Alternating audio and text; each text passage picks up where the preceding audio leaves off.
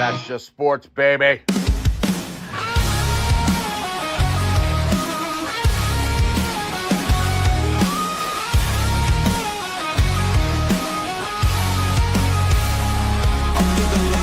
Crowd goes wild, strawberry ice, bringing fire and style. Reds, Bengals, Bearcats, all in my zone. This is my stage, my mic, my throne. Boom, like a hammer, I'm breaking the game. Strawberry ice, you're gonna know my name. Sports Talk Thunder, hear the podcast roar. Cincy's line is kicking down the door. The wind and the rain, where the passion ignites. Talking sports all day and all night. From the field to the court to the roaring stands. Strawberry ice with the world in my hands. Boom, like a hammer, I'm breaking the game. Strawberry ice, you're gonna know my name. Sports Talk Thunder, hear the podcast roar. Cincy's line is kicking down the door.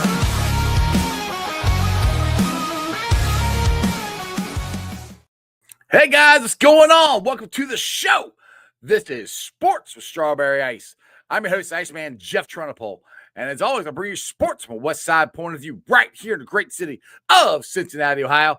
And of course, I'm coming to you live from the Ice Cave. All right, shout out to my sponsors. They are Party Lawn and Landscaping for all your lawn and landscaping needs. You need your grass cut, you need your shrubbery trimmed, I don't know, you need a paper patio, you need anything. I mean anything. Landscaping required. Think Party Lawn and Landscaping. Also, shout out to T Properties, quality housing for quality people. Check out the website at www.tpropertiesllc.com for all your rental property management needs and your rental needs. And of course, Meyer Window, Door, and more. I got them in my house. I highly recommend you get them in yours. They're energy efficient, great looking windows, easy to clean. Meyer Window, Door, and more. The website is MeyerCincinnati.com. And also, shout out to my favorite brewery, Moorline Lager House.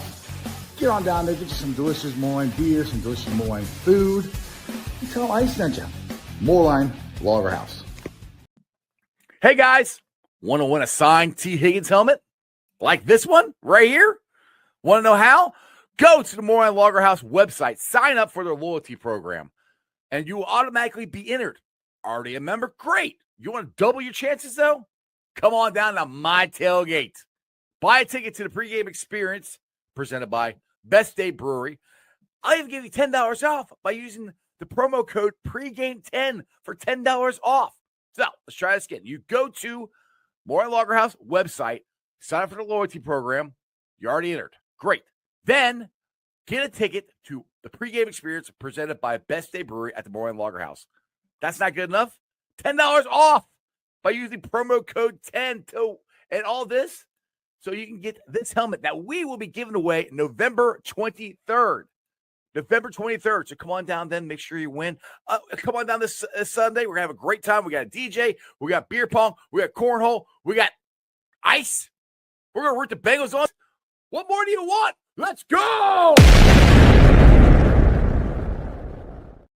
It's going to be an absolute blast, but we will not be there this Sunday because, of course, the Bengals are on a bye week. So we'll see you next Sunday down at Moorline Lager House. What is up to everybody in the chat? We've got Stranger in there. We got Lindsay in there. Ronnie's in there. Crypt Keeper, Tony Blaze, and Claude's in there. And my boy Genty, former Bengal. Shout out Genty. If you guys missed the show that we did like 2 weeks ago, he was literally on for like 4 hours. Probably the longest podcast I've ever done. Just go check it out. It was an awesome time. All right. Cheers. There we get it up. Cheers to the weekend. It's Friday, baby. The Bengals are on a bye week, and they've had a very busy week. Well, frustrating week. Because, of course, they lost to the Bears last week and scored 40 freaking points. And then they turned around and traded Logan Wilson. So we all thought, hey, maybe it's a start or something. Maybe they're going to start, dumping some more guys trying to either add to the team or at least get draft picks. Nope. They just traded Logan Wilson. But they did get rid of his salary, so it is something. The crazy thing is, they're 2-0 in the division. Crazier things have happened. I don't think it's going to happen, but you never know. But I'm just curious, what are you guys doing this weekend without football? Well, at least for the Bengals. I'll be sitting my big ass down right over there, in my nice comfy chair and watching Red Zone all day long and enjoying watching other teams' miseries. Because I don't even have to watch the Bearcats because they're not playing this week either. So the only thing really for Cincinnati sports this weekend is FC Cincinnati, and they are a win or go home. They got beat their in-state rival. Hell is real. The Columbus Crew. It's got, this is a big thing. The Crew or I keep saying the FC. I wish I had a name. FC Cincinnati got knocked out last year in the same round. So hopefully they beat them this time. Yes, Ronnie, you are correct. Tonight, we got the Bearcats. They'll be playing. I'll be watching that here in a little bit as soon as we get off this stream. But with that being said, the man has just entered the waiting room. Now, this is a visionary. This is a man amongst men. He does his own draft guide. If you guys haven't checked that out yet. He's also a writer for Cincy Jungle. And I hope he turns his camera on so I can see his pretty face before I actually introduce him, because I got a new intro for him. I want him to see it. There he is. Here's the man, the myth, the legend. He drinks and he knows stuff. He's Dale Altman from Bengals and Brews. What's up, Dale? Yeah, at least it's not the one that looked like it was just cum dripping down my face on the fucking AI shit. The AI loves you. Last week I had that big long tongue that was false advertisement. This week I don't even think that was like that beer. Was that was that was stone cold. That you were doing your stone cold impersonation. I don't know why I picked you. Me, I'm just cheering everything. And no, that was bone cold, man. That was X-rated. That was just taking fucking sperm down the chest is what it looked like.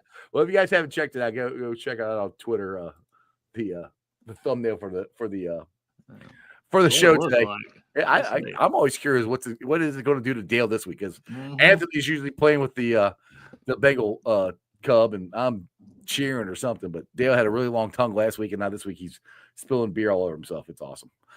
So Dale, you had a pretty cool guest on there, Bengals and Brews. There, that was a good get. I have not been able to figure out how to reach out to him, but you got the fan of the year. He's got a Facebook, Steve Thompson on Facebook. He's got a Twitter, but he doesn't know the handle.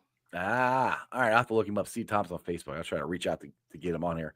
Well, how'd that go? I mean, he seemed like a pretty cool guy. Yeah, it went well. Me and Greg actually called him on the phone last Friday, Rumdell. I was on this show. We called this guy, me and Greg, three-way called this guy at 10-something at night. This guy's 68, mind you. How did you get his number? Who got his number? Greg, of course. How does Greg gets everybody's number? I don't know how he does it. Anyway, good. So he called him. Rumdale called him at 10 o'clock at night on a Friday. He was watching the World Series. Mm-hmm. Yeah. So did he know who you were? No. Like, no, we were just talking about, everything and like, hey, come on the show, Did he know who Greg was? Ready? I don't think so. So, let me get this straight. Rumdale and Bald Sandwich, he's not big Sandwich. Big Sandwich called this man, 68 years old, out of the blue, and he actually gave you the time of day. He didn't hang up on you? No. So Greg was talking to him on Facebook. And he gave his number to Greg, and he's like, hey, me and my co-host going to call you. Okay. So you warned him first. Okay. Oh, yeah. That's good. It might have just called him and say, hey, this is Dale. I drink and I know stuff. You want to come on my show? He'd be like, who the hell is that? We just talked. Like, he's a former teacher. He's a former basketball coach. Like, I'm like, I love this guy. Like, he's just a dude, and he's been going to games for 47 years. And, we just wanted to have him on to show him some love. And then, like, Rashad Jenkins came on. Some other fans of the year, like Houday Baby and Cap and Phil Amrine. Those guys all popped in and said congratulations. So it was just one of those shows. I mean, the Bengals don't have a game this week. So it was like, that's a perfect time to have a guy like that on. And just, absolutely. He was at the Freezer Bowl. You don't think he could do one again, but no, that was he said he was like 23 or 24 then. Yeah, that's pretty cool. That's pretty cool there. All right. So I don't even know if you even saw my video I did of this or not, but Augie wants to know what's your What's your thoughts on my take of bringing Marvin Lewis back as our GM? I don't hate it. I just think they need a change. But then again, I think the change should be completely outside. It shouldn't be just like another guy, like that part of it. I know it's not how they do business. Right, So like that's my whole point. I know working in the parameters of how they do business. I agree with what you're saying. Yeah, I totally agree with what you're saying. I don't think they'll do that. So I don't know. It's just like Marvin. He's older now too, and it's like how dialed is he into these draft prospects, and really handling that role that he's never had. I don't know. Like, to me, not that it would ever happen, but like I would love to poach. And I know Duke Tobin's son's in the Philadelphia front office, not him. Their assistant GM, a guy like that who's been learning from Howie Roseman, who I consider the best in the damn business. There's some other really good ones, but that guy, man, the way he runs things and the expansion of all their departments like that, the analytics, the scouting side, like to get a guy in here and he's like, no, I'm coming here. This is what I need. That could really, turn the guy to hire like that. I don't know that Marvin would it would still be probably status quo, like, honestly. And I don't know how much Marvin's dialed in.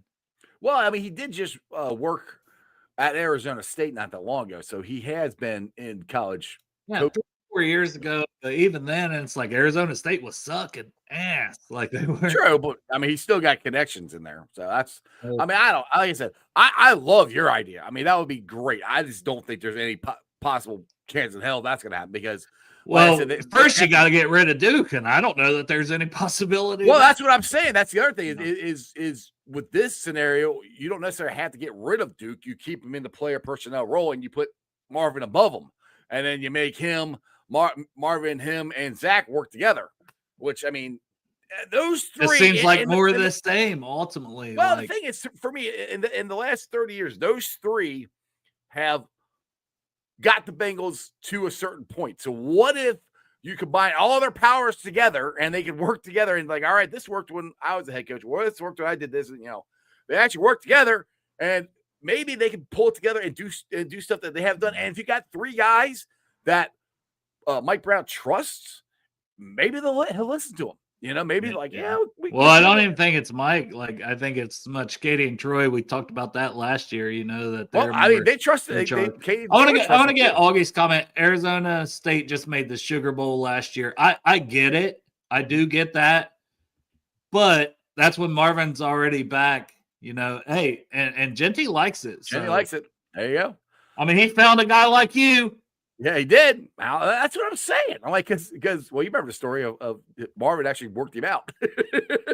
I think I wouldn't want him as GM. Like, I would be okay if they cleaned house completely and he was somewhere on the consultant role or whatever, as just in general. I would love them to clean house and get somebody from the outside and let him be the general manager and run everything, and he hires his guys, and then that head coach hires his guys. That's what I would love them to do. I don't think there's a chance in hell that's going to happen. So that's why I'm throwing this out there for everybody who's listening or whatever. Yeah, I mean, I don't know. I just think Marvin's not been as dialed in as he used to be. That's just my opinion. Like, I'm sure he still loves ball and this, that, and the other. I just personally, I don't think that would move the needle for me. But hey, I'm not Rashad Genty. I'm not you. I'm not a lot of other people that might think that's a great hire. I like Rashad's thing on our show he talked about of like a hard ass, like, because we were talking about Mike Zimmer. And that was actually something Steve brought up to him. And then he talked about Zimmer, and like Zimmer be like, I'll fucking cut you. Yeah. I'd love having Zim on this team. I'd love him to be the DC. That'd be awesome. Yeah, I don't know about DC. Once again, getting older, stuff like that. I know he's with the Cowboys a couple years ago. Last year, I think. Was it last? I think it was. Yeah, because he was there with the. It's just finding that hard ass dude, and it's like he would probably have to be the head coach is the thing, because like Flores, that's the Minnesota defensive coordinator. Why would he? He's not going to leave Minnesota to be D coordinator here. No, he would. The only way he'd leave that is to be head coach. Yeah, so. And because other people have asked me that, what if you bring him over here? And that my whole thing is, all right, let's just say you fire Zach. Again, you got to find, and that's what's my whole thing with firing Marvin. I'm like, you fire Marvin, you got to find somebody that's able to work in this program. And that's where I wasn't one that was like, oh yeah, we got. I mean, yes, I thought we had to move on from Marvin, but I'm also like, well, who are we going to hire? Who's going to, be able to take the reins and be able to work within the system? Now, Zach has, and that's if you fire Zach, then you got to find somebody else. And dude, my PTSD is the '90s. David Shula, Coslett, Dick LeBeau. I mean, all those coaches couldn't do anything with Mike Brown, and until we got Marvin, and now we got Marvin, and we got then we got Duke in there, and now we got Zach. So it's worked. So can you get another guy in here that can work with in these parameters? But that's not that's not the problem. The problem is Duke. His drafting. He hasn't drafted well since we got his best draft was Joe Burrow, T. Higgins, and Logan Wilson. That was his best draft. I mean, he got Jamar Chase the next year. I don't even remember who he got in the second round. I mean, Duke's been here since '99, so like he's been here through 3 cycles. I mean, the bigger problem is kind of when the money hits for a quarterback. Somebody tweeted that out earlier, and I'm like, yeah, that's just true. Like the record after the money hits goes downhill for Carson, for Andy, for Burrow, and I don't think it's them. They just don't know how to build around it. They don't know how to manage money properly. Well, and honestly, isn't that Katie's job? They don't because just look at the contracts they signed with T and Jamar. They cost themselves more money. I'm like, that doesn't make any sense to me. And the thing is, like, this is what the graphic I got for the money they'll have under the salary cap for the next couple of years. So they've got enough. But the thing is there, because I want them to go, because they're going to have to make a big splash in free agency. But then other people have, and I haven't really looked at free agency that much of who's out there, but Dustin and other people told me there's not much out there. But dude, they don't have a choice. They're going to have to go through money. There's always guys too, and that's the thing. You know what I mean? We're talking even like there's always guys like the Dalton Reisner sign. And maybe that has a pan, but it's been good. It's a good signing for cheap. Yeah. Noah Fant. Those are the signings. But you could do a lot more of those and a lot sooner. Yes, and be aggressive. All right. Well, no, take more swings. Take more cuts at the tree. Whatever you gotta call it. Either way, be aggressive and add more. I mean, I want to get started. All right, we'll go back to I think it's 2021. Is that when they signed Trey and they signed Cheetah Bay and they signed I think it was Mike Hilton 21. I think 21. So. They signed all these guys, and I'm like, holy shit! I don't remember they was ever signing this many guys, and they were bam, bam, bam, right off the bat. And then the year after that, after we went to the Super Bowl, it was right off the bat. It was Ted Karras, it was Alex Capo. Which everybody can say whatever they will about Alex Cappa, but Alex Cappa was a good signing at the time until he got injured. Yeah, I agree. They went aggressive. Now I know everything. Well, that's because they have to pay the freaking quarterback and all this. They still got money. They still can do it. And they had money this year, and they weren't as aggressive. And it's honestly above Duke Tobin. Listen, I think he should be fired. The talent valuation, all that stuff is why he should be fired. That's your job. Actually, his job, his boss is Paul Brown Jr. And I will go back to that. You ever heard from that guy? No. What's that guy doing in his office? Twiddling his thumbs? No, I have no idea. You fucking watch him. Sidney Sweens had good jeans fucking ads. That's what he's doing. Fuck. What the hell? Now, Tony Blazin said this. Didn't Burrow say he's willing to, he said yes up his contract, free up his contract, or restructure his contract? Yeah. Yeah. So, I mean, and that's not something they want to do because, we have even more cap than that we're already not spending. They don't restructure contracts, I mean, they not really. Well, I mean, unless you're taking less money like Geno Stone, they'll do that. But, to get the same amount of money at a, longer years or whatever, they don't do that. They should do it, and that's the thing. That's where they need a philosophical change. And they, like I said, there's been 2 changes that were big in the 50 years that I've watched this organization. One was when they hired Marvin Lewis, because I think the noise got so big that Mike had to do something. If I went out and got somebody outside of the Bengals organization, and then after they fired Marvin, they promoted Duke, got more power, and they got Zach. Those are the changes that happen. And honestly, dude, I've said this to a couple of different beat writers. That I think there's more pressure on them now than there has in any other time because you got Joe Burrow, you got Jamar Chase, you got T. Higgins. Fans know the window we had that they're blowing. Plus, you got podcasts like mine, yours, Orange and Black Insider Podcast, Ace and Zim, Bengalorian and Drew Garrison. You know, all these different. They're all saying the same and a thing. guy like Joe Goodberry, like Goodberry, you have very smart, and that's you're listing names and podcasts, but the fan base as a whole, on like Twitter and Facebook. Facebook's sometimes terrible, but I know some people are Facebook only, so I don't hate you for it because there's some of you smart ones, but there's some dumbasses on Facebook. Well, there's dumbasses on Twitter too. I'm on there everywhere.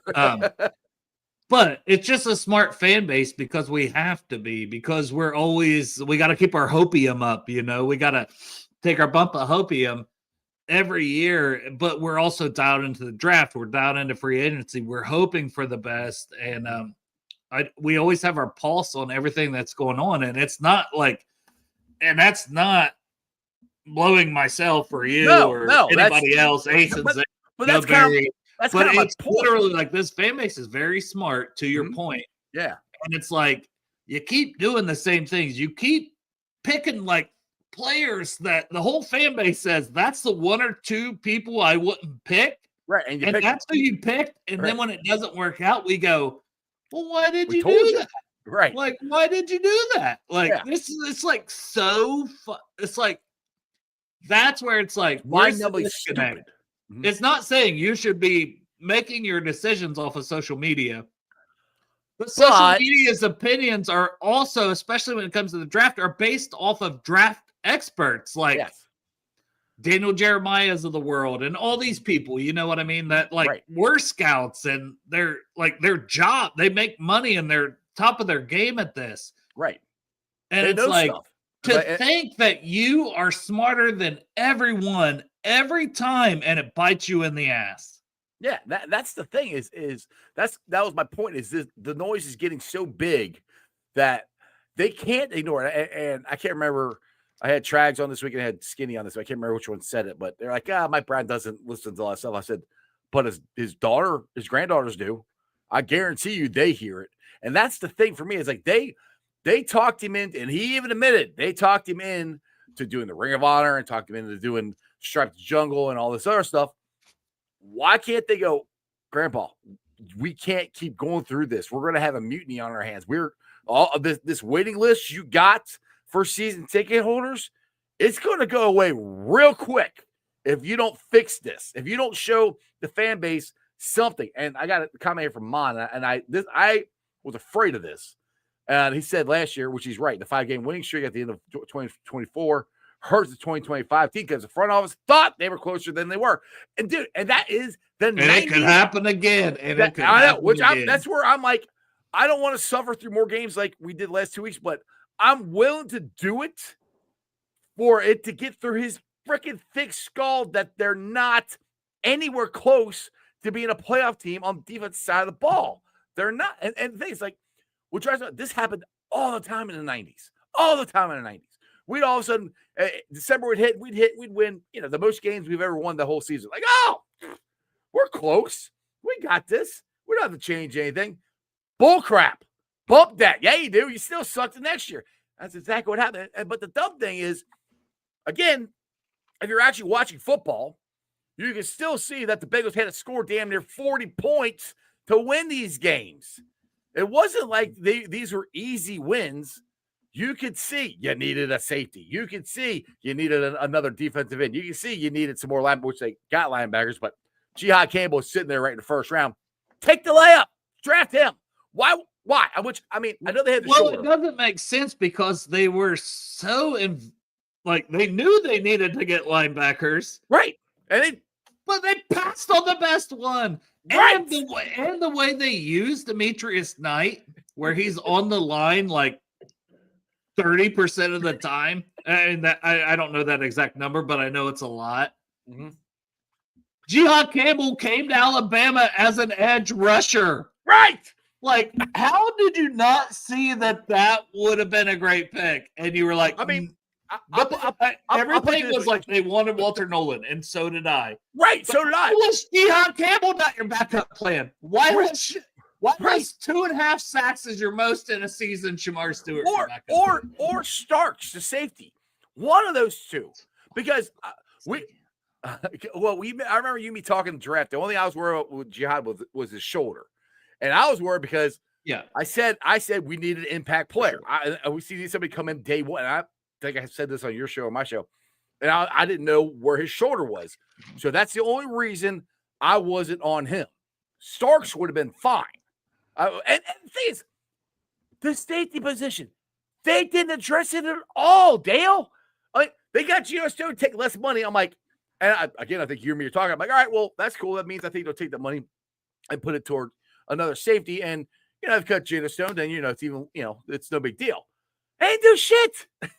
They asked Geno Stone to take a pay cut because they didn't trust him, but they trust him enough to be their starter every game.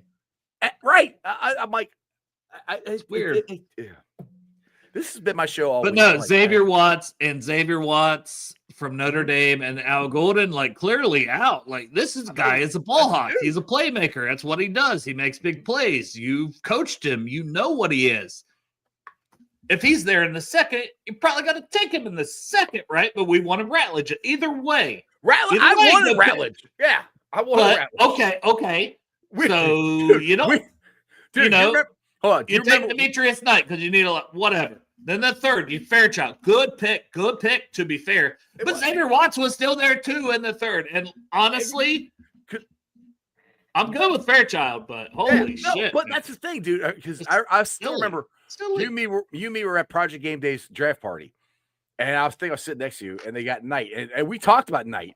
We talked about Knight a lot. And you always had him as a third rounder. And I looked at you. It's around early all the time. And I looked at you. I said, is it Ragnow? I always say his name wrong. The guard. Ratledge. I always say Ragnow. Ratledge was sitting there. Yeah. They could have gotten. I distinctly remember they could have got Knight in the third round. Why are they not taking the guard? They could take Knight in the third round. He's probably going to still be there. Well, and if they didn't, they could get a Barrett Carter in the fourth, which they did. Or the safety from Notre Dame, which I thought for sure Al Golden would want to get because that was this dude from Notre Dame. It's crazy when, and I know people will be like, y'all just fans, shut the fuck up, and it's like, watch the shows, watch our draft shows, if you don't believe us, go back and watch. But it's not even about that. It's just talking about. But why are you always taking? It's not even just me. It's that's consensus boards. If they just took the consensus boards from the draft experts, the ESPN, and all these outlets, they didn't have these guys as high as they take them. Jackson Carman. I'll go back that far. Mm-hmm. John Ross, I was like, please don't take John Ross at 9. Everything I seen that day from the insiders was his injuries and this, that, and the other. He's going to fall to the second. And I remember tweeting out when we picked John Ross, before we picked John Ross that day, I said, you fucking watch your ass. The Bengals are going to take him at 9. But everywhere, all these insiders were saying his injury history is legit. He's going to fall to the second. So every other team had this guy falling to the second. The Bengals were like, 4-2. 4-2. We got him. We know more. We got to take him at 9 overall. Yeah. Fuck Patrick Mahomes. Fuck Marshawn Lattimore. Fuck all these players on the board. And that's the thing, dude. They have the smallest scouting department in the NFL. So you would think they might have the beast sitting at their desk reading it. Because he literally puts everything out there. If you guys know the beast, it's from Dane Brugler, and it's this fucking big. He goes through everybody. It's awesome. Obviously, they don't have it. I'm like, dude, there were the Bearcats were playing Iowa State, and there was, I think, 7 to 10 NFL scouts at that game. You know how many the Bengals had? It's everywhere. They never have any. None. Well, that's in their backyard. Something I talked about on the show Monday because it bothers me so much. And I tweeted this out last year, and people were like, well, there's all 22 film, and you can get film from every game, and this, that, and the other. And I'm like, it doesn't matter. You're not understanding. the good teams are doing this, and they do it for a reason. You go on campus, you have boots on the ground, you get to hear the coaches, the other players on the team, and people around campus, how they speak about the person and the player, because like Nick Saban was on when we drafted Jermaine Burton. Yeah. And I knew this in my draft guide. Yep. I didn't need to hear it that day. I knew it from my dumbass research, how much he transferred and this, that, and the other. And that's a red flag. I'm sorry it is. But Nick Saban said, emotional maturity. And I'm thinking, you were his coach. Right. How the fuck did they not talk to you and you're going to have that to say about him? So it's almost like either they talked to you and just blew it off. They didn't talk to him. Or they didn't talk to him at all. And that's the thing that bothers me, because we ask our scouts to be part of our weekly game plans. That should be two totally separate entities. Mm-hmm. You should have your scouts and scouting. That whole department. It's a year-round thing. Mm-hmm. I mean, God, I sound arrogant. But I have No, go ahead. 26, 27, 28. I'm watching players, and I have I'll fucking pull it up right now. So, and it's not detailed. I haven't done anything with it, but I have a list, and these kids are all freshmen. I have a list of prospects at every damn position for 2028, an extended list that you will see 30-some names that I plan on watching extensively to get eyes on and a scouting report on for 2028. And I don't know if the Bengals right now, with their scouts doing the shit that they have to do in weekly game plans, Right. like they're part of the regular staff, that are even watching the kids for this class, we'll catch up on it. Will you, or will it continue to be the shitty drafting because you don't have boots on the ground and nothing? Well, my question is, why do they need this? Why do they need the scouts to help with the planning of because they're taking it literally. They have to scout their future opponent. And it's like that should be a whole different department and a whole different. Like you can hire. You are in a $1 billion business, man. I thought we were gonna have fun. It's Fun Friday, man. I'm trying to. I'm trying this because I've been doing this all week. All I've been doing is bitching. Yeah. I haven't bitched at all. So you just unlocked my bitching for a minute, and that's all I'm saying. I've been chill. I'm gonna rip a heater. I'm gonna go off camera for a minute. Go ahead, rip a Peter. So, Jesus Christ, dude, it pisses me off. I think what has broke the dam for me is last year. I was defending the Bengals. Like, I think they can do this. It's just a bad year. I think they'll fix the defense. Yada yada yada. I was like, we can see. My dumbass could see what we needed to fix, and they didn't. And I'm like, all right. So I'm like, okay, I can see their vision. I don't like their vision, but I can see what they're trying to do. I said they're putting an awful lot of eggs in the Algorithm basket. It hasn't worked. The defense has gotten worse as the season has come along. It's gotten worse. I mean, I'll say something when I come back. I'll be back in a minute. All right. Jordan Battle, who I banged on the drum for him to play. For him not to be able to wrap guys up when the game is on the line drives me insane. I rewatched the game a little bit. Barrett Carter met their running back. I can't remember his name right now with the Bears. In the hole. Met him in the hole. Read it perfectly. Hits him up high. If you know a running back is coming down through the hole and he's low. You hit any running back in the NFL high, you're getting trucked. He got trucked. I'm like, this is basic, fundamental tackling. How do they not know this? We're in week 9. Instead of tackling better, they're getting worse. All right. Excuse me. I'll take some the comments here. I know you guys are blowing it up, and I haven't answered any of them. Well, I will say I do think they know how to tackle. They didn't just forget. The reason they were high draft picks. Then why aren't they doing it now? There's something in that locker room that's broken, and that is the biggest reason I point back to Zach being the head coach, because he is responsible for both sides. Yeah, no, he is. Because it was Lou and now it's Al, and sheesh, I got the hiccups. I just don't think they're completely devoid of talent when you spend 10 of your 13 picks the last 4 years on the defensive side of the ball in the first 3 rounds. Like, I say that all the time, but that's just a true thing. And it's like, it's crazy that you maybe have one guy, DJ Turner, who's lived up to it. Yeah. And Dax Hill was a first-round pick. I wouldn't even say he's lived up to it. He's been okay. No, he's supposed to replace mediocre, but he was a first-round pick. You know what I mean? Like, he hasn't lived up to being a first-round pick. No, he's supposed to replace Jesse Bates. This is what he's supposed to have done. That's what they drafted him to do. Dax Hill, or not Dax Hill, DJ Turner, I didn't know this, but somebody was telling me that he followed their Njigba. Is that who the Bears' number one wide receiver is? No, Roma Dunze. Roma Dunze. He followed him.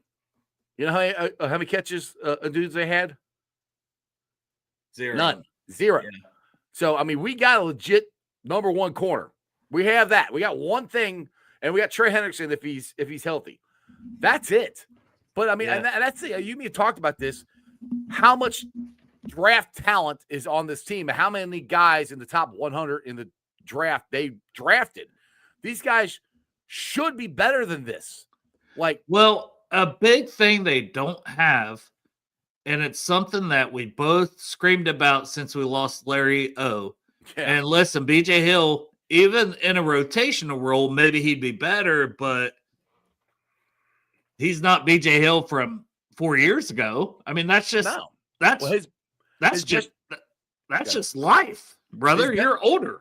Yeah, his best years was rotating with Larry O. Mm-hmm. I mean, I've said that for the last 4 years, but we haven't replaced Larry O. We still haven't. And all it's done is gotten worse. You get these guys. McKinley Jackson can't even play, but he's a run stuffer. Chris Jenkins was a run stuffer, even though you hoped he had some upside as a pass rusher. And it's just, there's never been a secondary pass rusher. Taven Bryan was our best one in preseason. I know he's out on a practice squad, whatever, but just saying, like, that we could use any juice from the interior. Well, the thing is, I was excited when we got TJ Slayton. I thought, because I was doing some research on it, and the Green Bay Packers run defense was a lot better when he was in there compared to when he wasn't. And I'm like, well, there you go. And we at least got a nose, because we didn't have one last year. And I've been disappointed with him.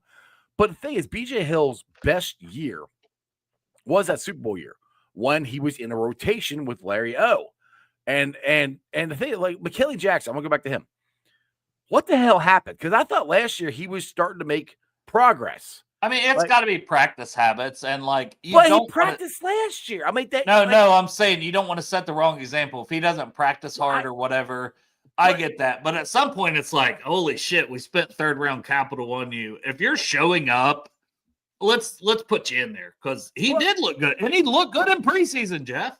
Right, and that's my point. It's like, how do you go from a guy who I thought was going to make a jump this year to not even freaking dressing? Like, how? And this is the part that's the part that is understandable, because as a coach, like, if this guy's doing all the wrong things, that sends a bad message to the rest of the team if you play him and his practice habits and show. Like, I don't know if that's true, but I'm just saying it has to be something like that. Yeah, I mean, I have no idea. But especially when your run defense is this bad. When your defense is this bad, right? I would honestly be like, I'm sorry, I'll send the wrong message. Like, shit, I got to keep my job. Like, shit, get in there, motherfucker. Like, can you just show up this week? Because I'm going to play you 50% of the snaps this week just to see what you have. All right. You know what we're going to do, since AC's probably not going to join us. He's heading to the USC football game. I'm going to invite the chat. The chat. Yeah. Let's see what we get from the chat here. Let me copy that. Well, let people be angry. And if you just want to ask draft questions, do whatever. I'll answer them. If you want to be angry, you want to ask what we're drinking, you want to ask what we're doing this weekend, whatever. People are talking about the Harlem Globetrotters or something in the chat. Yeah, we can talk about the Globetrotters. We can talk about the Cavs. We can talk about the Blue Jackets. We can let talk them about know, baby. Let them know. The Reds aren't going to spend money. Like, hey, man. Chatterbox Sports is putting stuff out there saying that the Reds got the biggest odds or the best odds to sign Kyle Schwarber. Yeah, I'm not buying it. I'm not buying it either, but I hope to God they're. Yeah, I mean that's just odds. They put out what's out there on the betting sites or whatever, and I think that's just you're tossing shit out for the betting sites because the hometown thing. But those betting sites don't realize the Reds don't like to spend money, and he's gonna cost money to get a Kyle Schwarber. Dude, he should be like 128 million, man. He's gonna be a lot. But dude, I've said this at the end of the year last year. If they get Kyle Schwarber and they can at least get the bullpen to where same as it was last year, maybe not the same guys, but same amount of talent with a starting rotation, dude. I'm not a big baseball guy, to be fair. Like, not like the intricacies of this and that, but I do know that I seen something. All the big names we wanted last year, the power hitters and free agency and all the money they get, those guys all suck. So I'm kind of worried about that too, even if they got Schwarber. That's the thing. They just fall off a cliff because they got their big last payday and then they suck.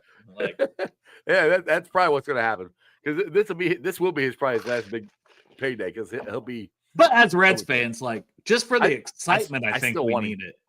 You know what I mean? Like I'm willing to give it a shot. Ronnie, I'm not trading Green. No. This Hunter Green, that's out there. I know. That's out there. And Cattell Marte or whatever.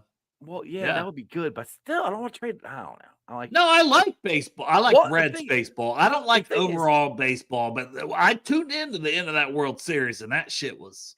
I wish I could have stayed up and watched it. It was a very good World Series, especially 18 inning games. 18 inning game. I tuned in Game 7. Yeah, that was the 7th inning, and I cursed the Blue Jays. But see, I hate, man. I like Vlad Jr., man. I do too. I hate the Dodgers. I was rooting for America's team, the Toronto Blue Jays. That's who I was rooting for. America's team, Toronto. Dude, I grew up the Dodgers. They could have fixed the tariffs. They could have fixed the tariffs. Oh my god! Nobody wants to join. I put the link out there. Nobody wants to join. Yeah, no one likes this. Dude. Nobody likes this. Yeah. Where's Dustin at? You said I could send him a chat. He's not even here. Did you send him a link?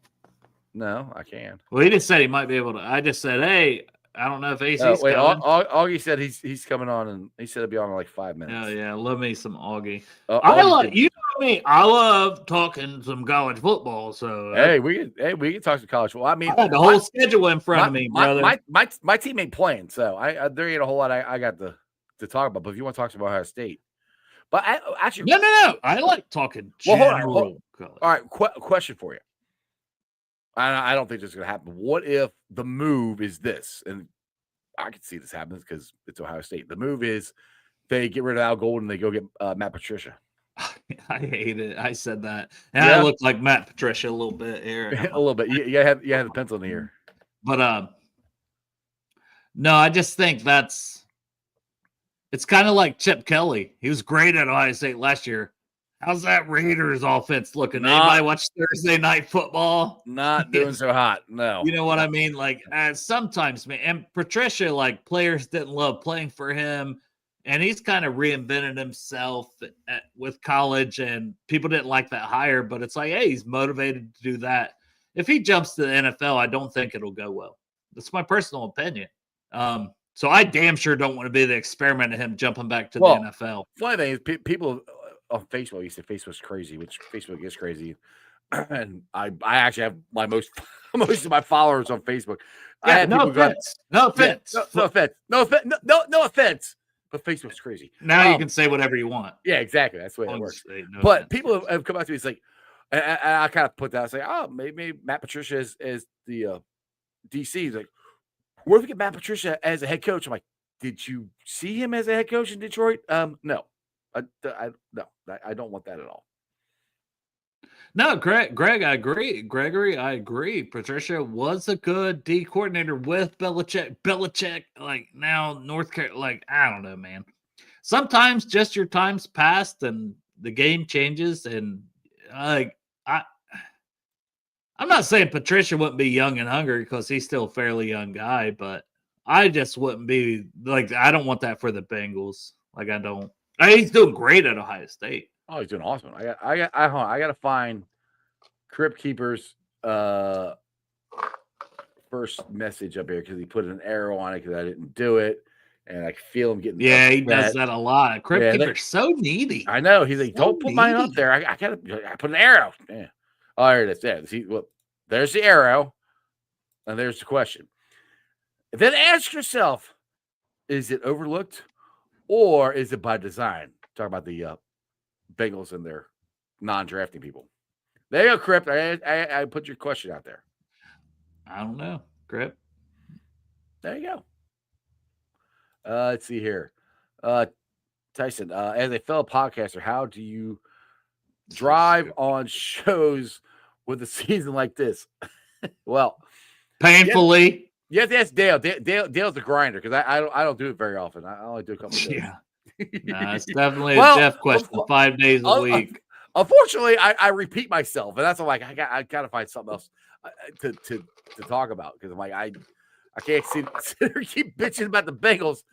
Well, I guess I can, but it's Yeah, like, you do have a little more leeway with that. You can talk other sports because it's sports strawberry ice, baby. yeah, but there's no Well, other Bengals sport. and Brews. I'm supposed to talk, and honestly, what Well, I do, You talk I Bruce. get You talk Bruce. I get to a point to where I just have to switch it up for my sake. So the last 3 or 4 weeks, we've been doing picks, like and I'm kicking their ass so much in NFL picks for league wide, not just the Bengals games, and obviously draft, which I'm just getting locked and loaded to talk draft. I don't want to talk it too much, but I love talking it. Well, I was about to ask you that.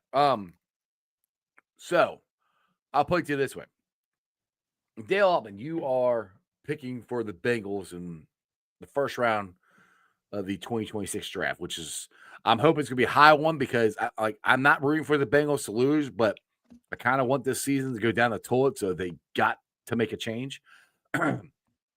What position do you think is the most viable at need, and who do you think would be the guy that not they would pick, but you would pick? I'll put it to you that way. Well, it's a loaded question. Mm-hmm. Because the biggest need, there's too many. Usually I could be zeroed in on they're going to go this direction. But like every good, bad, indifferent, they're going to go. Who's going to make the most? Who put it this way. Who we have a lot of needs. Like, I will say something. No, I want to answer part of that. Okay. And then you can narrow it down with me. Right. But like, so we need a left tackle of the future. Mm-hmm. Yep. Which you got to draft those guys early. We need a pass rushing D tackle. Maybe 2. Don't know what we're doing with Trey, but with or without Trey, even though we drafted Shamar and Miles, we still need an edge. Linebacker, safety. Even with the 2 rookies, I think you need a linebacker, especially if you want to use one the way you're using D Knight. Safety, clearly you need one. Cam Taylor-Britt's probably not here next year. I still think Dax is best in the slot on his 5th-year option. DJ Turner's on one side. You need a corner.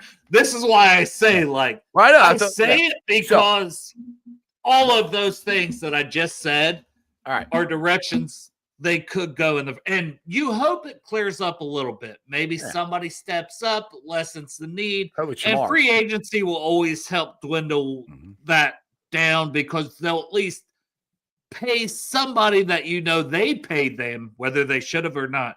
They paid that person, so they don't have to draft in the first round. Take it easy, Ronnie. See, Ronnie, brother. All right, so I'll put to this. This is why I was going to narrow it down for you. Out of all those positions we need and the players that are out there, who do you think would make the biggest impact for the Bengals? The guy out there that's going to play plug and play day one, bam, ready to go. I'm going to put on my high stake. Oh, wait, it's already on. And I'm going to say there's a couple defensive players for Ohio State that I think are game changers. That would be huge impact guys. One of them for their play on the field, the other for their play on the field, but the added bonus of coach on the field, locker room leader. And we're talking top 10 picks because these guys are top 10 talents. Now, neither of their positions are typically top 10 positions that people draft. Right. But Arvell Reese is my number one player in the entire country. And that's not being a homer. That's a lot of other people have him at number one on their board because he can rush the passer and he's a great linebacker and he's like 240. This dude's a freak. Like if he just played edge, I think he'd be great. If he just played linebacker, I think he'd be great. With what Al Golden's doing, assuming Al Golden's back, Arvell Reese is the number one player in the country. In my opinion, number one prospect in the country. That would be my first round pick if available. Let's say the Bengals are picking 10. Let's just go with a nice round number. Yeah. But there's this other guy. And no one drafts safety this high. But Caleb Downs is a fucking leader on the field. He's been great since his true freshman season at Alabama in the SEC. Phenomenal there. Transfers to Ohio State. They win a national title. Comes back this year. Maybe he's not as flashy as everyone else this year because he's expected to be great, but he's still great. He can cover. He's a reliable tackler. Things in the back end we don't have. And a leader of man. That is something that this team is sorely lacking in general, is a leader of man. And I think Caleb Downs will be a home run pick. There you go. Like I do. In the 10th overall, give me Caleb Downs. Well, you put a tweet out and pretty much drafting all Ohio State guys. That was a little facetious. But I don't think you're wrong. I think they'd improve this team. What's up, Augie? What's up, Augie? What is up, guys? All right, most came in event. All right, let me put this comment here real quick. Go ahead. And I'll vent off of this because this is a good comment, and I don't think it's going to happen. But what would the narrative be if the Bengals come out of the bye and win 3 games consecutively? Which I doubt. The narrative will be we're all the way back, bitches. We're back, baby. Let's go. Screw it. It will be typical. Get our hopes back up. Right, exactly. All right, Augie, go ahead. First and foremost. They owe me a damn cup. After that Jets game, my favorite cup, I freaking I dented it after that Jets game. As you can see the dent. Where is it? Right there. I freaking fired at the damn fireplace. But we can't afford we can't afford these projects. Like you said the other day. Yeah. They reach for a Knight and a Carter. But the projects only work if you have like the veteran leadership, guys like DJ Reader, even like Mike Hilton, they don't just walk through the damn door every day. That's what kills me, and that's what we're lacking right now. BJ Hill, he was great in rotation. He's not in every down D tackle. It's just frustrating. That's kind of my point. Never was. He ever was. He's good. Yeah, he's getting older. That's where I keep saying me and Tim over and over again. We've never replaced Larry O. We never have. Exactly. And if you don't know who Larry O is, Larry Ogunjobi. Illumide. Yeah, we have him for 1 day or 1 year, and then we let him go, and we've never replaced him. I mean, they drafted Zach Carter. Yeah. They're trying to make him a 3-tech. Dale, come on, bro. I was on. Remember, we were doing our draft thing, and I literally shut my computer down when we drafted Zach Carter. And I'm like, we're live in the air going, Dale, What's your opinion on Zach Carter? I turned my computer off. I was just like, why are we reaching? That was like what I did last Sunday when we scored with 50 seconds left. We're holding like a wet paper bag. I'm like, you know what? My brother's like, where are you going? I'm like, I'm going for a walk for 20 minutes. I want to enjoy this comeback. I already know what's going to happen. I refuse to watch it. I'm like, let me just enjoy that we came back, pretend in my mind we won for 20 minutes, and walk in the door. I'm like, guys, what I tell you? They gave a field goal, right? Like, no. I'm like, they gave a touchdown. I'm like, oh, they surprised me. Shit. Yeah, it's even That's worse. the one way they freaking surprise us. And it drives me nuts is with the story of the season should be the Bengals going out and trading for Joe Flacco. Bringing an old man. Yes, and that Flacco should be like getting all kinds of love for how he's played. Yes. Old man River coming in and throw for 4 yards a game. It's crazy. He should be coming to play the year, but the defense is going to cost him that. Especially last week, dude. He got his arm shot up, like Zach said in the press conference the next day. He probably couldn't even move his arm. He was injured, and he threw it 470 yards. That's And you Career couldn't high, tell. career You high. couldn't tell until the Hail Mary. You couldn't tell until the Hail Mary. Yeah. He showed no ill effects until the Hail Mary at the end when that ball went 40 yards in the air. When you could throw it damn near 70. Yeah, he couldn't get it there. But I mean, it should have come down to that. That's just like It shouldn't have. He won the game. His fucking gigantic balls won that game. And even his interception, where they didn't run it all the way back and kept us still alive. Yeah. He was chasing him. I know. He was running toward our end zone. And I'm sitting there going, I'm like, just let him go. If he wants to retire, I would make him our head coach. Fuck it. For sure. Freaking, how dare our offense not score 50 points? How dare they not score 50? But, I know. They're going to have to score 45 to 50 points. I mean, it's the one thing that gives us the puncher's chance and hope to even win this division still, because Pittsburgh's sitting at 5-3. They lose this week. We're 2 games back with tiebreakers right now. Our offense gives us the puncher's chance, but we're undefeated. We're undefeated in the AFC North. Now, when we get back, we got Pittsburgh, the Bills. Yeah, or Pittsburgh, Baltimore. I have no expectations. No, the Patriots. I don't either. Jeff, you were like, if we win this, and I told you 1 week at a time, but we lost to the Jets and the Bears, guys. We're 3-6. It's over. That was our golden opportunity. I agree with you. I think it's over. I'm just saying they'd be so big-eyed to do this. I know, and we'll win some. We'll win enough to get pick 17 and draft the next project. That's why I'm like I'm not rooting for them to lose. I only did it once, and that was to get Joe Burrow. I'm not rooting for them to lose. That Dolphins game, yep.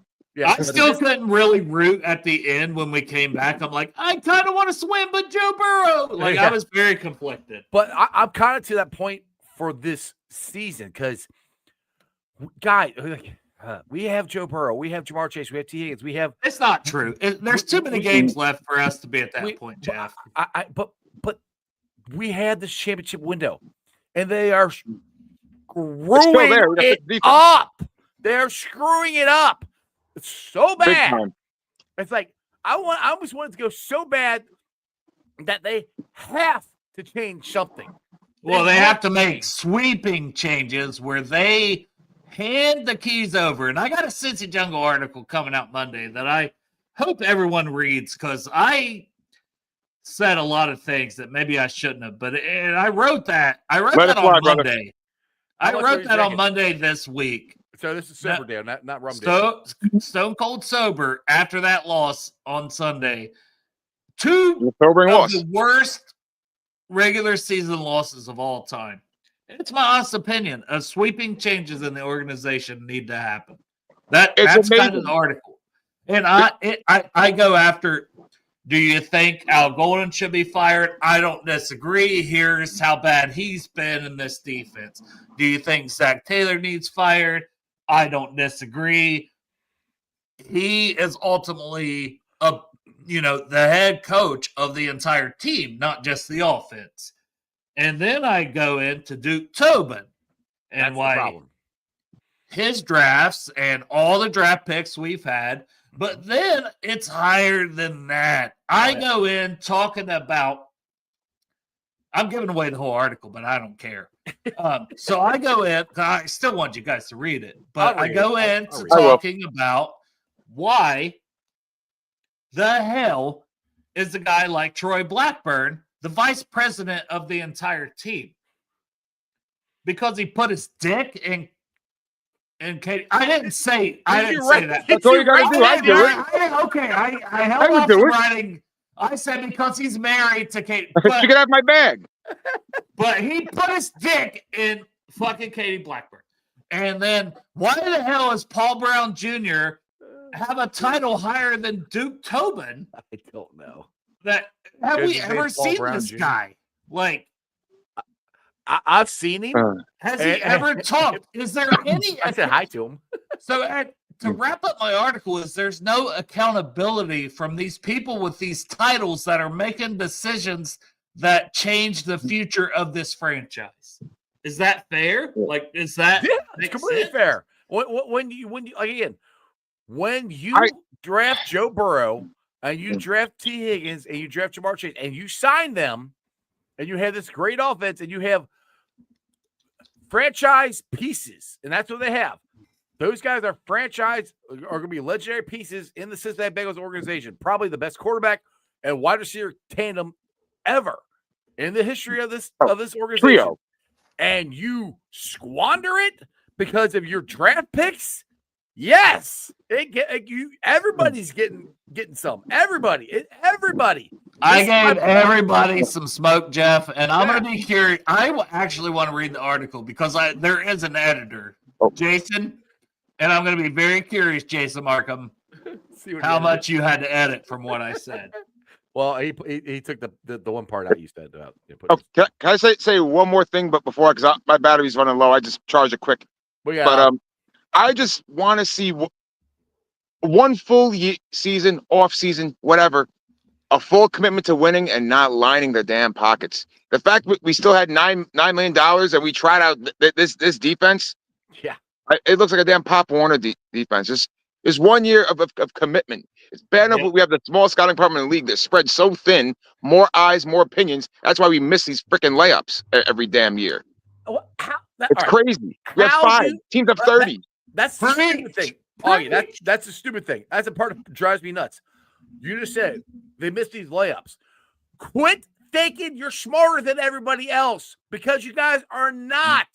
You've proven it over and over and over and over again. Exactly. Jihad Campbell is sitting right there, drafting. Oh my God! You need a linebacker. Throw up. Hey, Ratledge, Xavier Watts. Like the Twitter polls that I put out, these are the guys that was drafted. If that's your first 3 picks, first, second, third round, which they could have drafted, that'd been a pretty damn good draft. People are like, all right, that's we would have been complaining about that. We would have been like, all right, Al Golden sucks because these guys are good. But no, you didn't draft them. And as far as Al Golden goes, give him a second year. I'm sorry. But if you score 113 points in a 3-game homestand and you go 1-2, 2-1, fine. You can deal with that. It keeps us alive. But you go 1-2. Hell, 0-2, scoring 40 points a game over a 2-game stretch, that is an unexcusable offense. Yeah. His head needs to be on a guillotine ASAP. Well, not literally, figuratively. Yeah. That's a great point from Gregory. Look what Mike Vrabel has done with the Patriots with less talent in one season. It's not even a full season. That team was terrible on both sides of the ball. Well, to be fair, they spent a lot of money on free agency. They on defense. They did do that. They tried. Yeah. So that's literally all. I'm like 2 things. Hey, thank you guys. Uday, love you both. All right, Alex. See you, brother. See you, brother. Love you. Two things I'm asking. The biggest thing is draft better. You've got to draft. Stop thinking you're the smartest people in the room. Stop drafting for guys with high ceilings. Draft for guys who can make it, especially your first and second round. You need guys who make impact now. Not you know what? Shamar Stewart, his rant, and I love Raz. I know. We love Math Bomb. We love Math Bomb. But his Raz score is off the charts, and he does. I don't think Kent would disagree. The production matters. Right. You have to factor in everything. You have to factor in production. You have to factor in athleticism. You have to factor in the tape. You have to factor it in at all. You have the accountability, the type of person they are. Go. That would take going there and talking to their coaches. Well, what kind of entourage do they have? Right. Yeah. Or is their family member on social media? Like, are they going out partying every night? Because I've kind of heard some rumors about some of these. There's a lot of rumors about a lot of these defensive players that are going out every freaking night. I'm like, dude, you guys. I'm sorry. You got to earn that. Well, you can live, but Jesus Christ, if your play is sucking, stay home and rest, work out, study your playbook, figure out how to tackle. I don't know, do something. You have an entire off season, right? Yeah, exactly. It's like, well, Joe Burrow's out on the red carpet, or he's out. Okay, yeah. Look, you know what Joe Burrow's doing this season? He's sitting at home like a hermit. Fucking watching tape. Exactly. He's a maniac. We need more maniacs that want to grind tape. Well, that's what I said. And that's how you get to know the person. Well, And that's a Caleb Downs. I'm going back to my Buckeye homerism. This kid is a tape grinder. look at T, look at Jamar, look at Joe. What do they do during the season? You don't see them out during the season. Yeah, you see them out in the offseason. You saw the videos of T and Jamar with their Ferraris or Lamborghinis or whatever, which they're awesome cars, by the way. But that's the offseason. You haven't seen any of that stuff. They don't do that. We don't have a guy on the defense that is a leader that gets these guys in check. We got too many young guys that think they can go out and party and go do whatever they want and yada, yada, yada, and come on Sunday and play. To me, again, the Bengals are stubborn for the way they're doing stuff. Those guys are stubborn because you know what? Yeah. You got this rookie money. Cool. You're not getting that big second contract because you suck. You want that big second contract. That's what everyone wants to do, get to that second contract. Well, you got to play and produce to get to that second contract. What you're doing now, none of you guys are getting it. None of them are. Yeah. Name me one guy that on this rookie class or young class, whatever, that deserves to get a second contract other than DJ Turner, other than him. Name one. Yeah, I mean, performance-wise, you're not seeing. And I don't want to lump everybody in because I'm sure there's guys that are doing this, that are grinding tape, and maybe they're just not good enough. You know what I mean? Maybe. Or maybe maybe that's why people want traded. They feel like their talents are being wasted because they're surrounded. I'm sure there's more than just DJ Turner, to be fair. There should be.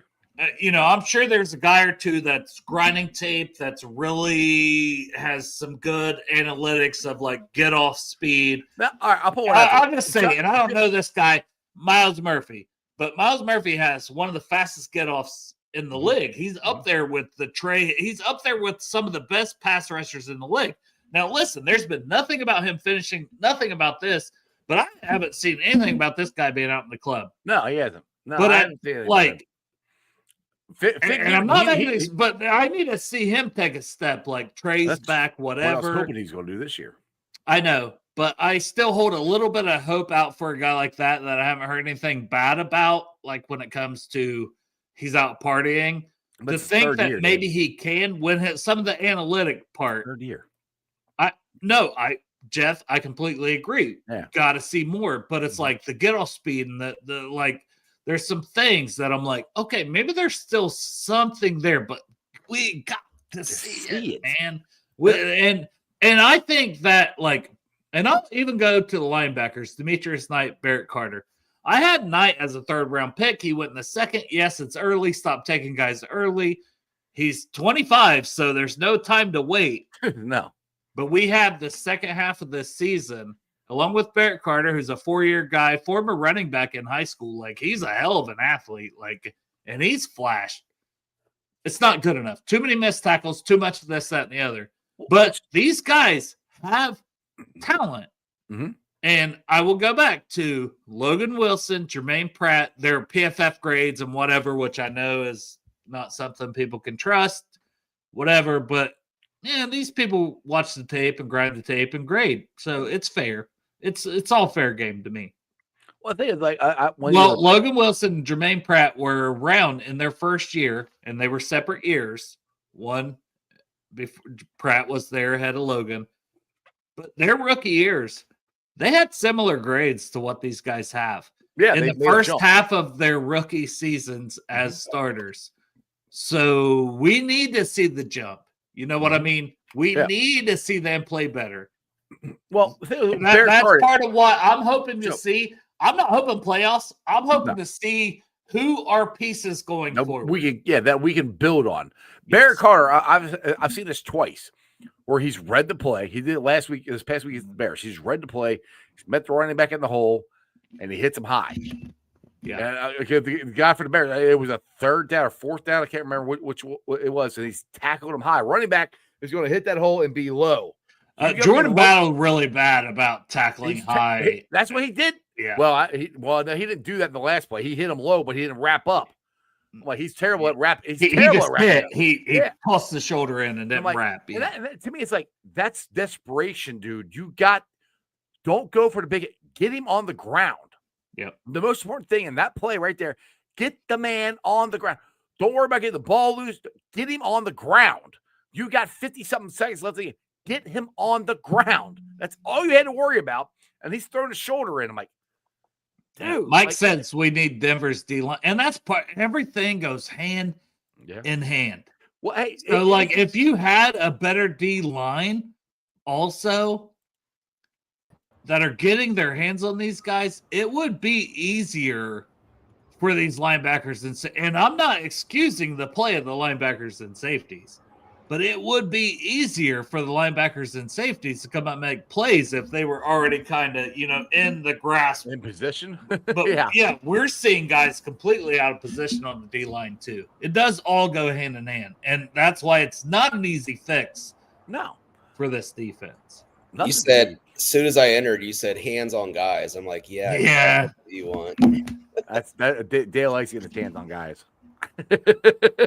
Dustin, what's up, brother? What's good, boys? We're going skiing.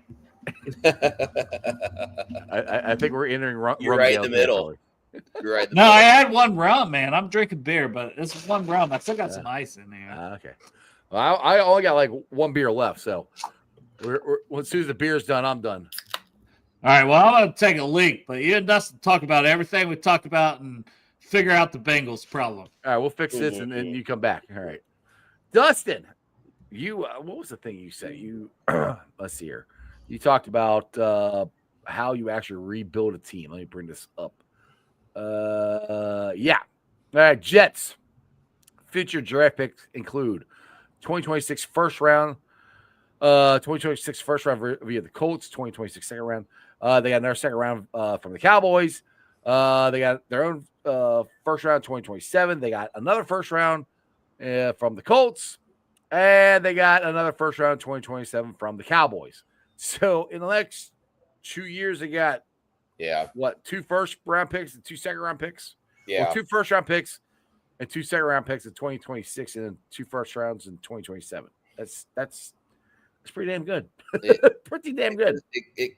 That's every probably franchise's dream to have that many stockpiled picks. Now, you don't want to be constantly losing and having to trade your players away to get those picks. Right. But, it's all about swings at the plate too, right? Like the more draft picks that you can compile, because you're not going to hit on it everybody. More shots at the dartboard. Yeah, because, we're talking about, like, we really like Carson Swetzenzer. Like, he got hurt this year. I mean, he's going to be back.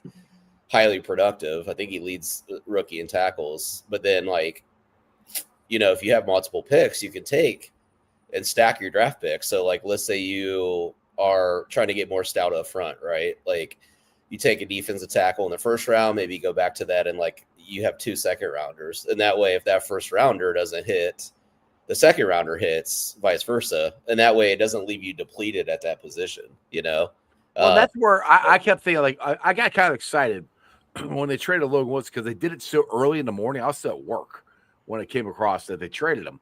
I'm like, all right, doing it that early. I'm like, okay, well, maybe they're starting early. Maybe they're – and I love Trey Henderson. I was banging the drum to sign him, and I wanted to keep him.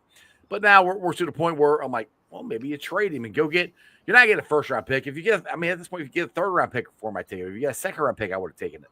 I mean, get something. I mean, I put it out there, trade B.J. Hill, see what you get. Trade these guys. Try to get some draft capital so you get more shots at the dartboard because, like you said, it's about swings. You're not going to hit on all of them. Mm-hmm. And the Bengals have shown they can't hit on most. But if you give them more shots at it, they got a better shot of doing it. Yeah, and I think for us fans, we would be probably a little more graceful if they do these types of things, right? Like we'd be like, okay, you missed, but at least you tried, or you traded for a player and he didn't pan out. A lot of these free agents probably don't. Like Chicago gave his name, 18 mil, the defensive end, and he's had 1 sack. But I would like for them to at least try, and not be so calculated about everything, Well, and the thing is, like, somebody brought this up on something I was listening to here, is the Bengals don't want to act like they're giving up on the season. Like, yeah. I'd rather you act like you're planning for the future. Yeah. Is the way you should look at it. Like, you don't have to give up on a season. If you trade Trey Henderson, you trade B.J. Hill, you got them now, and you get the 31st ranked defense. It ain't gonna get any better anyway with these guys. So the point is, you're not going to make the play. I would be shocked if they made the play. I mean, I always hope they do, but I kind of don't this year because I want everything to I want something to change. That would give Bengals fans hope. Like, all right, this season you guys screwed the season up. Okay, cool, but you're at least trying to fix it next year. You're getting draft capital. Football fans can understand that. Mm-hmm. That would, and I don't. And that's what's crazy with the Brown family. I don't think they understand that. Mm-hmm. Yeah, and it's like through their actions, and it's like, is this delusional confidence? I mean, I don't know what the stats are. It's like you're 3-6, and the defense has completely regressed this season, and obviously worse than last year. And historically, we might be the worst that's ever existed in the NFL. So there's really like, what are you confidently pointing to that you still can not just toss the season? I have no idea. You know, like I just offensively, like that's kind of we've shown for 2 years that we can't just outscore people all the time. And here's my fear, Jeff, to be honest with you. If we keep kind of going down this like path of like, hey, we just need an average defense. Yeah. I wonder how much that seeps in. And can we continually like count on our offense to perform at this high of a level season over season? Right? No, like, because they're going to get older. Older, exactly. Yeah. So no, you can't. Yeah, for the moment in time, maybe it's the right strategy, but like even now, we got to start thinking about those next phases and how to build the team. And I think, you know, just going about it every year, there's going to be a season where our offense like falters a little bit and it doesn't play well because guys get older, and then you're left with an average defense, and then you're just a really bad team. So that's my fear as well, is like how we kind of Burrow's be 27? Is he be 30? Yeah, I think he's going to be 30 next year. Is he already? Yeah. I think 26. I could be wrong. Let me look up. 27. I mean, but that's the thing. So, yeah, that's where we keep saying this window is closing. You can't look. This is Burrow's 6th year. We should have already won a Super Bowl. We should have. Yeah. We should have. I mean, the first one of those first 2 years, 2021 or 2022, we should have won one of those. Yeah. We should have. You know, that's what. And then when Burrow got hurt the next year, there's not a whole lot you can do about that. That defense is still pretty good. Jake Browning was okay, but I mean, so I get that. And then last year should have been the eye opener. I mean, I know we won 5 in a row at the end, but that should have been the eye opener. Like, holy shit, we averaged like 40 points a game. Yeah, we won 6 in a row at the end, but our defense was awful. If we change, to me, that's where I was at. I'm like, if we just fix the defense a little, get that. And I'll go. You said average, just don't suck. You know, we're gonna make the playoffs. They literally signed one guy. They signed TJ Slayton, and they drafted 2 linebackers. One who we think they could have drafted in the 3rd round, right? And no hate, I think they might be okay, but you could have gotten then. They did nothing with the safety position, which was a glaring hole that you knew you needed to do something. Everybody could see that. They did nothing. It's like, what the hell are you looking at? Why did you think Al Golden was going to be this miracle worker? What? No, he's never. Yeah, he had a great defense at Notre Dame, but guess what? He had at Notre Dame. He had talent, a lot of talent. Yeah, and that's, you know, we're talking about the evaluation of draft picks, but the evaluation of their own team leaves a lot to be be as well. They think their guys are better than they are. Yeah, exactly. And maybe it's the comfortability of within the scheme. So I get it to a certain extent, but like you got to be true with where you are as an organization, where you are as a team. Like you guys were mentioning before I hopped on, the 2 only probably redeemable players on our defense is DJ Turner, and Trey Hendrickson. You literally have to build an entire defense, you know? I mean, hopefully Knight and Carter will get better. Well, I'm still holding out. Well, like that's what Dale said. We have to wait and see how they do it. And I agree with Dale. The point is now is on this defense, everybody's job's on the line. Everybody, you want to come back to this team next year, you need to step up. You know, Right. so the linebackers, we'll see. And Shamar Stewart, I'm like, you got to wait and see. I'm waiting to find out on them. Yeah, he's on a rookie contract. Like, he's not so. going anywhere. We have to hope he gets better. We can all agree that's not the pick we would have made as fans, but none of us wanted it. I just already have bad vibes about him.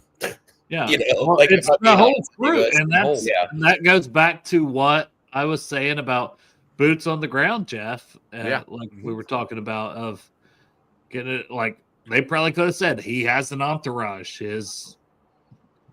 Well, did anybody? His Did they dad say is his defensive coach from high school? Didn't they say they never talked to Shamar? Didn't Shamar say that? Yeah. No, that was the question. Like, that's what concerned me. He said he didn't talk to the Bengals. The Bengals did during the scouting combine, and he didn't remember talking to them. Which, okay, maybe a mistake. It is. It's crazy, but still, like, yeah. I don't know. So, There are a lot of kids will remember talking to every team and who had interest in them and chalk that up and not. You would think so, because that should be the most exciting time of his life. He's getting interviewed by NFL teams. I think I remember every freaking one of them because I'd be nervous as hell to talk to him. Yeah, Nick, I already like, to be honest with you guys, I'm already not counting on him developing. I hate to derail him, but I've seen it. Who he is, like, super athletic. Shout out to Satori. Satori never counted on him at all. He thought he was going to be a bust from the get-go. Yeah, I try to get on board because, like, I'm not arrogant enough to not listen to Dane Brugler, and Dane Brugler had him top 10, and I'm going, let's see, this guy's a second-round pick. Like, there's nothing there. Like, if you go back to everything in January, and then I had him 18th on my board, we drafted him 17, but it was above 3 or 4 players that were still on my board. So if I was in the room, and this is arrogance by me, but I'm going to keep that train rolling. So many players I would have drafted above him, and one of them being Will Johnson, who went in the second round. Mm-hmm. Yeah, because if you knew you weren't gonna have much of a pass rush this season, at least double down in the secondary and lock dudes up. You know, now it's like very sore eye on the other cornerback position. Safety play bad, no pass rush, run stopping. No pass rush. Like, we're just getting. If Malachi Starks ends up being great, I will, because Jeff, we talked about it. I could understand Jihad Campbell because of the shoulder injury. Yes, but Starks. Yeah. Like, that was like the perfect guy to draft. Yeah. Like, yeah, that's who I thought they were going to pick after when Nolan was gone, because I was pissed when Nolan got. It's just not difficult, you know. And like, a lot of people had Nolan in the second round. A lot of people didn't like how much I liked Nolan. Well, there's character, this, that, and the other. And listen, he's played one fucking game. So we'll see if he's as good as that. We might be wrong about Nolan. We don't know. We haven't seen the production. But I believe in certain things because I put time and effort into it. And Dustin, I'll go back to the 17% pass rush win rate, and a 10% stop rate as a defensive tackle. The hit rate is astronomical. I sent that to you. Am I wrong? Not wrong at all. It was a great data that you pulled up. I did it last year, though, before the draft. And that's why I was like, because I like Nolan's tape. And I was like, why am I in on him as a top 10 prospect on my board? And most people aren't, you know?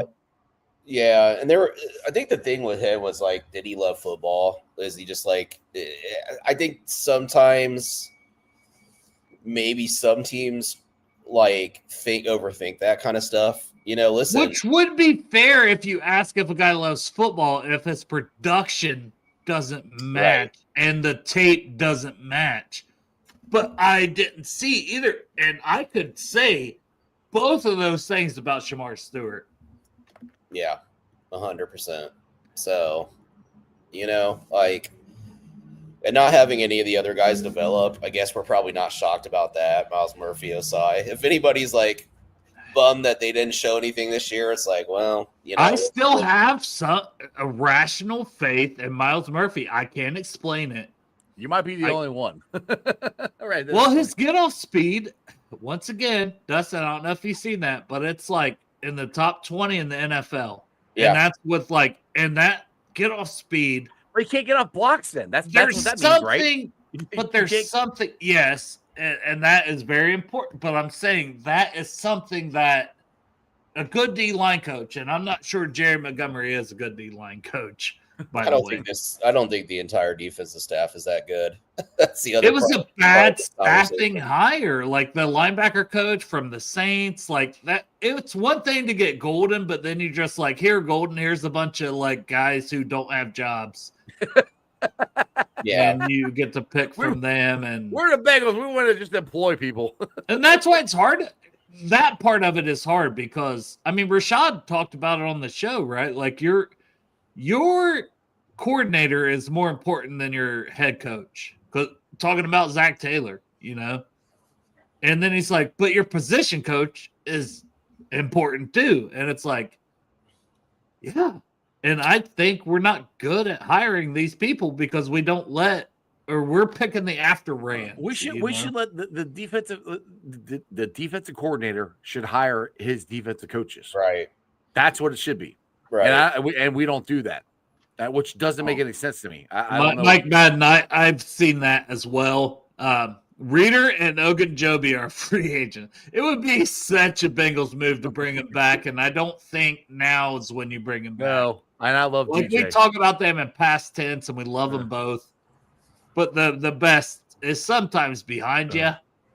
Look, I'm talking about bringing Marvin Lewis back. That's the only ex-Bengal I'm bringing back. Well, that's it. Did you ask Dustin about that? I have not.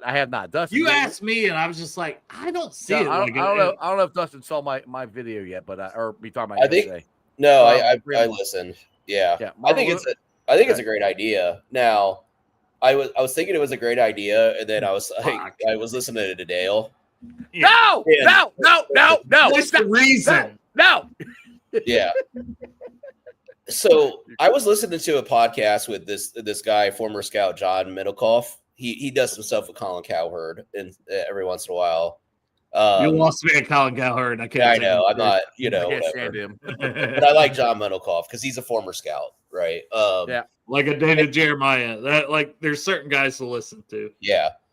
And he was saying how at the Eagles, like he runs a tight ship. It's like a military there, right? Like high energy in the office all the time. It's a year-round thing.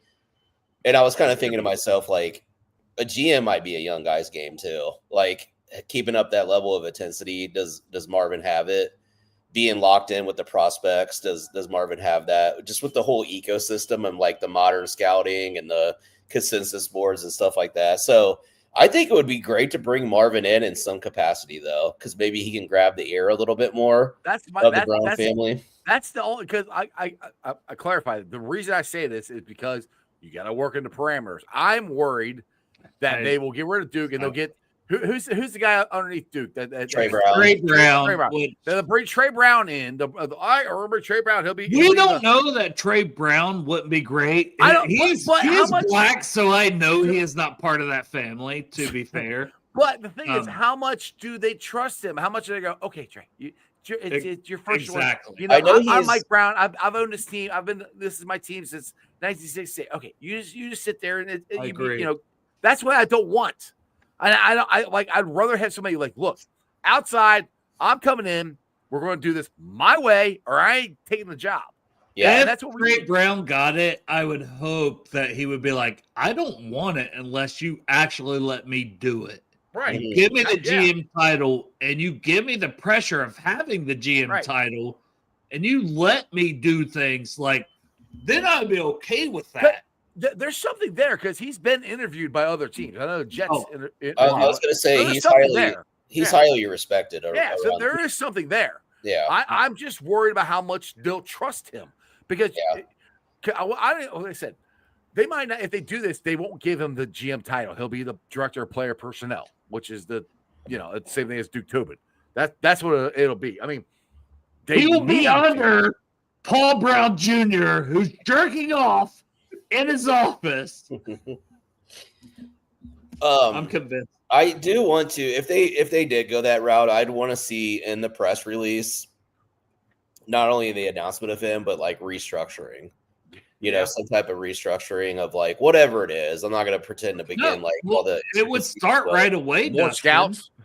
No, it would start right away if they literally said, we are hiring him to be the general manager. Yeah, of this clean house. team. Clean house. Yeah. Start over. Yeah. Like if they said, we are hiring you to be the general manager, we've never given that title to anyone except when Mike Brown has had it. And the thing is, like, I've said, and I don't understand this, why, and it's just stubbornness. I asked Richard Skinner this, why Mike Brown wouldn't want to, after a while, you think he'd get tired of getting blamed for all this stuff. You know, you think he'd get tired of hearing it. He'd get tired of I would. I'm like, I'd want to change something. So if you hire a GM, here, screw it. I'm done. I'll be the president. You be the GM. And if you screw up, I'm firing you. Because that's what bosses do. That's how you run a business. You put people in charge. They screw up, you fire them. You know what? It's your business. I mean, this man's what, 90 years old. He's all about this loyalty and this stuff. And I get it. Loyalty is great. Like, I fucking want loyal people around me too. But at the same point in time, if I was the owner of an NFL team, I want to win a Super Bowl before I die. You know? Yeah, he's old. You would think he would too. Yeah. Yeah, dude. He'd go, hey, Dad, look what I got. See, you didn't get one. I got one. No, I got this for you, Dad. Like that. Or that. However you want to look at it. The problem too, it's like if we don't structurally change these things, guess what? We're going to be having this little powwow next year. We're going to have it the year after next. We're going to 5 years from now. Yeah, we're going to have like the squirrel finds a nut every once in a while. We'll make a playoff. The only chance we got is if they put a whole bunch of money into free agency and find some guys, which I think, Dustin, you told me there's not a lot of free agents out there. But like Dale said, there's always guys out there. And they get, for some reason, get the draft right, which they could. You know, if they could do that, then we're back. But, recent history says they won't. Right. But they've had those times where they've hit it. If they do that, they're like, see, I told you guys, we know what we're doing. We're back. And then they'll screw it up. And then, we'll be back right here. You know, the what concerns me the last like 2 or 3 years outside of the guys that we've taken is what was that? I gotta put my but we haven't stockpiled picks at all. Whoa! Wait, no. What the fuck, man? Somebody pull that motherfucker up. Pull him over. You got a racetrack by you? No, it's just like my patio door's open. Are you actually tuning in from a press box at Daytona 500? F1 or Daytona 500. Sydney Sweeney went to the last NASCAR. I think NASCAR is turning around. I'm not a NASCAR guy, but they're starting to like. Hey, that's Dustin. That's his girl pulling the car out of his garage. That's what she's doing. She's like, yeah. Dustin likes them Asian girls, by the way. Yeah. So actually, it would have been more like she can't see what she's doing. God damn it, I'm racist. That's racist. No, she hits the car. Her car's wrecked all the time, bro. Like she does not know how to drive at all. Shit, is my wife Asian? Because she wrecks all the fucking time. Dude, it's just like pulling out, like out of a driveway. You had to clarify. Oh yeah, I was like, to be fair, I'd love to wreck that pussy tonight. Sorry, I just not your girlfriend, my wife. Dale's horny. What I was saying is, fucking so horny, dude. You get that rum in you, bro. It's like beer. It's like Viagra. Don't pull it out. Put it down. Put it down. Nobody wants to see that. Oh man. Some might too. I think there's some freaks. There's some freaks in ICE's chat, probably. I'm sure. Well, if they zoom in on that, I guarantee it was not flopping. There's some freaks in Portsmouth. That's all I gotta say. Like, I gotta be smart. I gotta be like fucking nice. I gotta do all these things because my penis is very small. Like, I probably have a micro penis, to be fair. Hey, man. It fucking sucks, dude. Like, God damn it. I have to do everything else well. Hey, at least you're a good looking dude. You know, they don't need to know about that till later. Tell you about to close the deal that she's like, Okay. No, it's actually like, I just want to let you know, you ain't going to feel this. It's going to be like throwing a fucking penny in a well. Oh, my God. All right. On that note, we're going to end this thing. Dale. You got to be good at looking pussy if you're going to fucking not have a fucking very big pecker. I mean, hey, just you saying. two are Bengals and Brews. Dude, would you plug something before I let you both go? I mean, you had that fucking tongue rolled out. Like, I don't have a long tongue like that, but I can use that motherfucker. Hey, Just Dustin, saying. plug Bengals. All right, I'm out of here. Love y'all. Love y'all. Bengals and Brews, Monday and Friday. Mondays usually our recap. Fridays our preview. We do NFL picks. It's pretty fun. Dale's kicking our ass. That's what I heard. Dale's kicking your ass. He said that, yeah. Yeah, I picked a lot of upsets this week, so I could fall down even further. So YouTube, Twitter, we're streaming there. Find us. We're always excited to see everybody in the chat participating. Rough season, but I think we're having fun still, and trying to. We'll play in a couple weekends. It'll be fun to like sit back. You know what pisses me off about the bye week sometimes is I watch these games and I'm like, dude, like none of these teams are super better than the Bengals. like the Broncos last night. It's like we can't beat the Broncos. Good God. But anyways, nonetheless. Dude, I feel you. I watch it the same way. I'm going, oh my God, what? It's just when you have the offense we have and you have the talent we have on defense, why are we so bad? Yeah. Trust me. Yeah. Dustin, I appreciate you jumping on, brother. See you, man. Bye. All right, guys. As always, I hope you enjoyed that as much as I did. I had to cut Dale off. We were getting into to Rumdale. There he is. I love you. I love you. I do. I love you. I love you. I love you. Bring me back. Why am I bringing you back? I don't know. I just fucking. Right. Crip said 2 inches away from the asshole. Oh my God. Okay. Yeah. All right, Dale. I love you. I want to give you that, Crip. I love you, buddy. Say bye. Oh, I'm gonna get canceled. Oh, these Friday shows, I'm gonna get canceled. But thanks for watching. I have a live stream on YouTube, Facebook, X, Twitch. I tried to do it on Instagram, but I guess something's wrong with Instagram, so it wouldn't let me live stream on there. But follow me on all those, along with Threads and TikTok. And check out my Substack. I've been writing some articles. I only wrote one this week, but check it out. I'll try to write some more. All of it's under Sports with Strawberry Ice. I will be pulling the sound off later on tonight. Put it on the podcast. It's on Beanpod, Apple, iTunes, Spotify, Google, Stitcher Play. Pretty much wherever you get your podcast. Please make sure you listen to it, rate it, like it, review it. Leave a 5-star review and a comment so more Cincinnati fans can find my podcast. I get the hiccups. I don't know why. All right, shout out to my sponsors. They are Priority Lawn and Landscaping for all your lawn and landscaping needs. You need your grass cut, you need your shrubbery trimmed, I don't know, you need a paper patio, you need anything. I mean anything. Landscaping requires. Think Priority Lawn and Landscaping. Also, shout out to T Properties, quality housing for quality people. Check out the website at www.tpropertiesllc.com for all your rental property management needs and your rental needs. And of course, Meyer Window, Door, and more. I got it in my house. I highly recommend you get them in yours. They're energy efficient, great looking windows, easy to clean. Meyer Window, Door, and more. The website is MeyerCincinnati.com. And also shout out to my favorite brewery, Moorline Lager House. Get on down there, get you some delicious Moorline beer, some delicious Moorline food. And tell them I sent you. Moorline Lager House. Hey guys, want to win a signed T. Higgins helmet like this one right here? Want to know how? Go to the Moorline Lager House website, sign up for their loyalty program, and you will automatically be entered. Already a member? Great. You want to double your chances though? Come on down to my tailgate. Buy a ticket to the pregame experience presented by Best Day Brewery. I'll even give you $10 off by using the promo code pregame10 for $10 off. So let's try this again. You go to Moorline Lager House website, sign up for the loyalty program. You already entered. Great. Then get a ticket to the pregame experience presented by Best Day Brewery at the Moorline Lager House.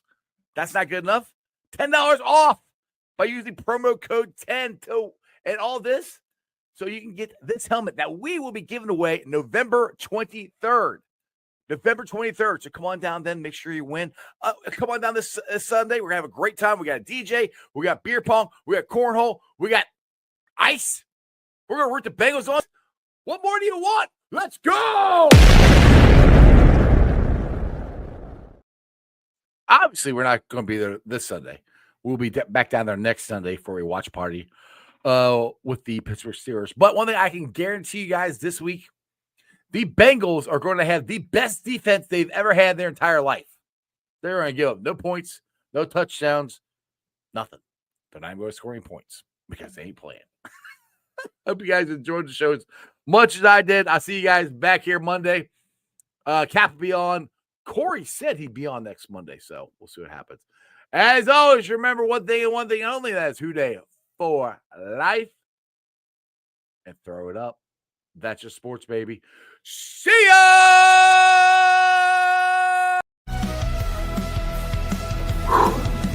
Another great show. You guys still here? The show's over. You can come back tomorrow. I'm out of here. See ya.